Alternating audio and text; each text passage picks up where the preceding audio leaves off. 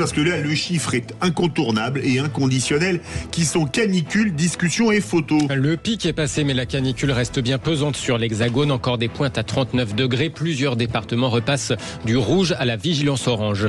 Emmanuel Macron et Vladimir Poutine se reparlent. Ça n'était plus arrivé depuis le début de la guerre en Ukraine. Discussion pour s'accorder sur l'Iran, tout en enjambant leur profond désaccord sur le fond sur l'Ukraine.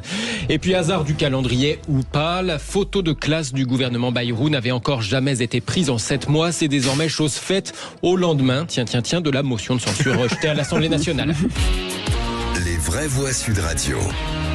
L'Aube, Lyon, le Loiret, le Cher sont toujours en vigilance rouge à la canicule ce soir. L'Île-de-France, la Vienne, l'Indre, l'Indre-et-Loire et le Loir-et-Cher redescendent en vigilance orange comme la moitié du pays. L'épisode caniculaire a atteint son pic, même si les chaleurs sont toujours bien là. Chacun a pu s'en rendre compte et souvent en souffrir.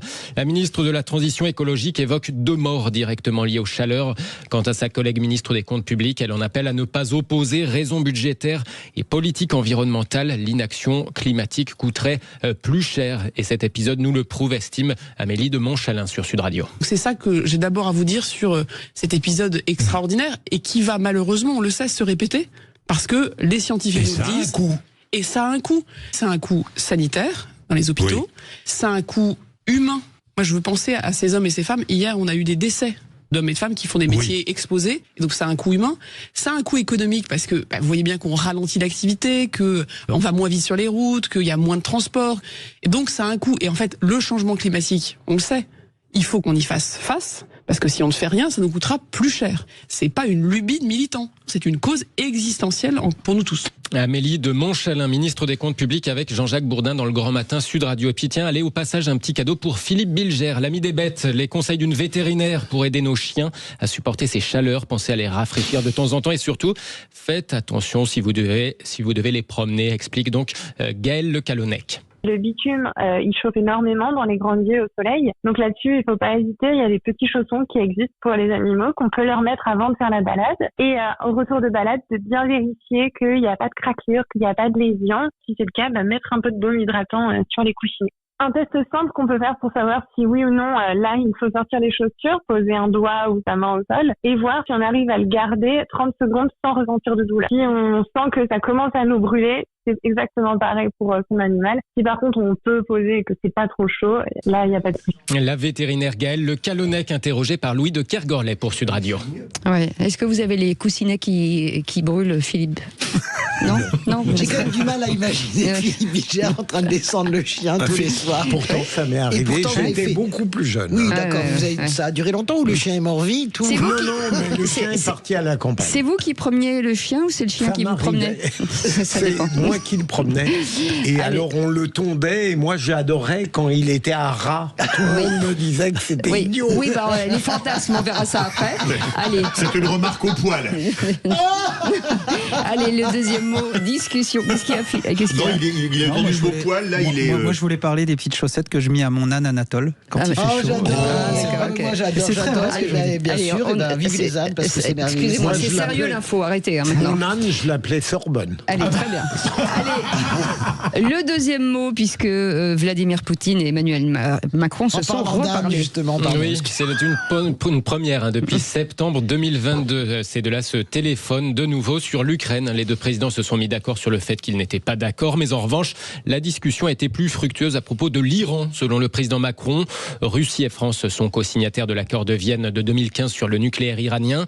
Et le chef de l'État a fait part de son optimisme en Conseil des ministres sur ce dossier iranien suite à cet entretien avec son homologue russe. C'est ce que rapporte la porte-parole du gouvernement, Sophie Primas. Il nous a indiqué qu'il était plutôt optimiste sur la position de Vladimir Poutine qui s'opposerait effectivement à une sortie de l'Iran de ce traité.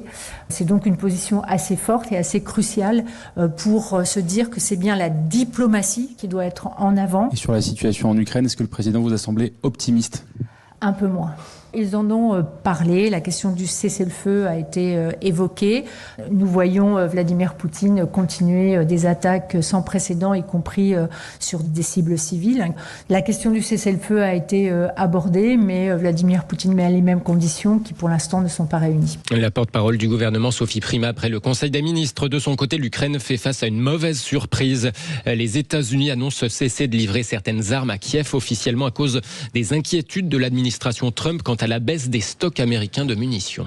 Enfin, troisième mot, photo. Les ministres ont pris la pause à l'Elysée aujourd'hui. Et oui, il leur a fallu attendre 7 mois pour avoir la photo officielle du gouvernement Bayrou, quand ça avait été chose faite au bout d'une dizaine de jours seulement, par exemple pour l'éphémère gouvernement Barnier juste avant. La différence, c'est que cette fois pour le gouvernement Bayrou, Emmanuel Macron a pris la pause avec les ministres. Le chef de l'État n'avait pas honoré le gouvernement Barnier de sa présence. En tout cas, le hasard est ironique, à moins que ça n'en soit pas un. Cette photo de classe intervient au lendemain de ça. La majorité requise n'étant pas atteinte, la motion de censure n'est pas adoptée. Le RN n'a pas voté la motion de censure du PS, renvoyant au futur débat budgétaire. En attendant, Ouistiti. À 7 mois pour faire une photo, c'est fou. Officielle, toute proche de la fin, en réalité. C'est vrai que 7 mois, c'est quand même un peu long, non ? Il n'y a pas de photographe disponible ? Oui, ça veut dire beaucoup de choses. Ça veut dire, effectivement, c'est la photo des au revoir, je pense.